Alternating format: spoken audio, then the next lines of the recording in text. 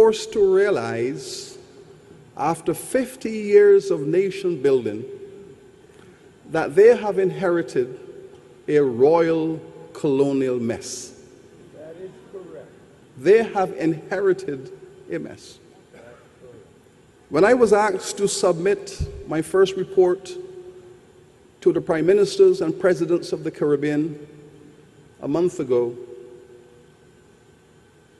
I said to all of my heads of governments, what have you been doing in the Caribbean in the last 50 years since most of these countries have become independent? I said, Mr. Prime Ministers, Mr. Presidents, what you have been doing has been cleaning up the mess you have inherited from Europe. And with your greatest efforts, you are not going to be able to clean this mess up unless those responsible for the mess are brought back to the table to discuss that mess.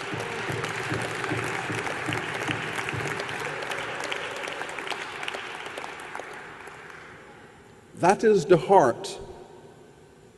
heart of the Caribbean Reparatory Justice Program.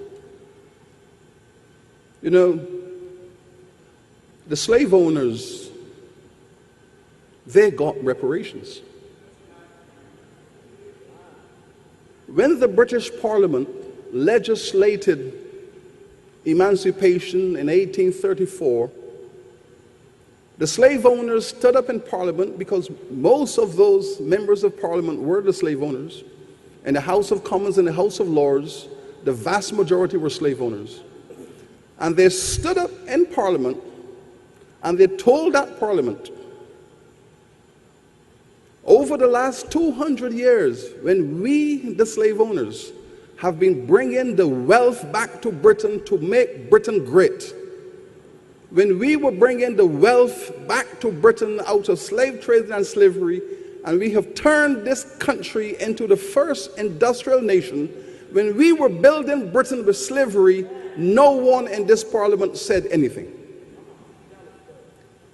But now that Britain is on the path to sustainable growth, and the profits from slavery still important but not critical, suddenly there is moral outrage.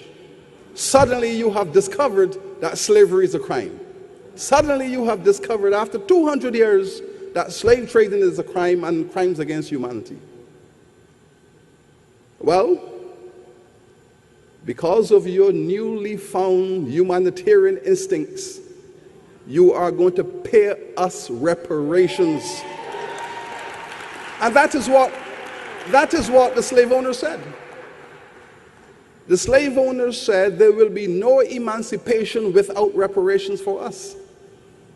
The British Parliament then agreed and voted £20 million to pay the slave owners for the loss of their property. Now, £20 million might seem to you to be a small sum today, but let me take you back to the economy of Great Britain in 1833. In 1833, £20 million represented 40% of the national expenditure. 40% of the national expenditure for that year went to compensate the slave owners for the loss of their property. They raped their own treasury. That 40% of national expenditure is greater than Obama's stimulus packages combined. That is what they got for themselves. 40% of their expenditure. Now let me tell you how much that is today. £20 million in 1834 is £76 billion today. In today's money, £76 billion. That's what they got for themselves. And 40% of British national expenditure in today's money, 40% of British national expenditure would be 200 billion pounds. That is to give you a sense of the magnitude of what the slave owners got for their own reparations. Now, you